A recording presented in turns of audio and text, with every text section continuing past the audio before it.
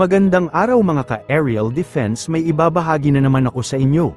Dahil ngayong araw na ito ay may pag-uusapan tayo tungkol sa depensa, karagatan ng Pilipinas mas tututukan dahil sa panghihimasok ng kalaban na bansa. Pero bago tayo magpatuloy, huwag mo muna kalimutan mag-like, share and subscribe.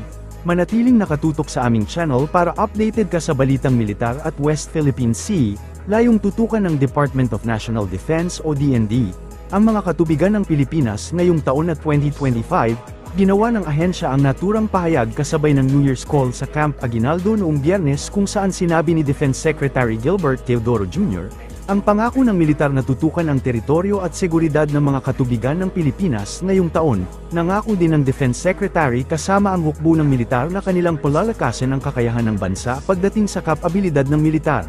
Binigyang diin ni Teodoro ang kahalagahan ng pagpapanatili ng soberanya at mga humanitarian values, habang nananatiling mapagmatsyag laban sa anumang pagsubok tulad na naisirain ang naratibo ng Pilipinas sa buong mundo.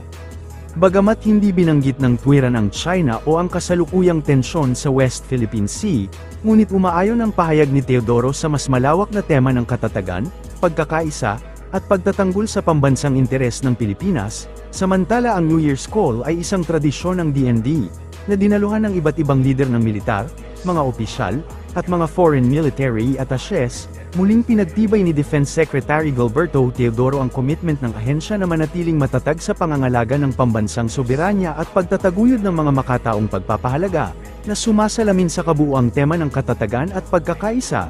Binigyang diin ng kalihim na ang organisasyong pandepensa ay dapat hindi payagan ng Pilipinas na sumailalim sa anumang mga baluktot na mga salaysay. Pinasalamatan din ni Teodoro ang mga foreign partners ng Pilipinas sa kanilang suporta sa pagpapanatili sa soberanya ng bansa at ang karapatan nito sa ilalim ng international law.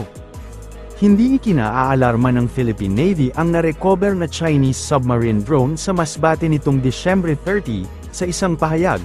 Sinabi ni Philippine Navy spokesperson Rear Admiral Roy Vincent Trinidad, na kailangan pang isailalim sa karagdagang analisis ang dilaw na drone na nakitang palutang-lutang sa mababaw na bahagi ng karagatan sa bayan ng San Pascual. Ito ay upang matukoy ang tunay na pinagmulan ng naturang drone, kasama na ang technical specifications nito. Paglilinaw ng opisyal na posibleng ito ay ginagamit sa research o ginagamit sa pag-track ng mga isda.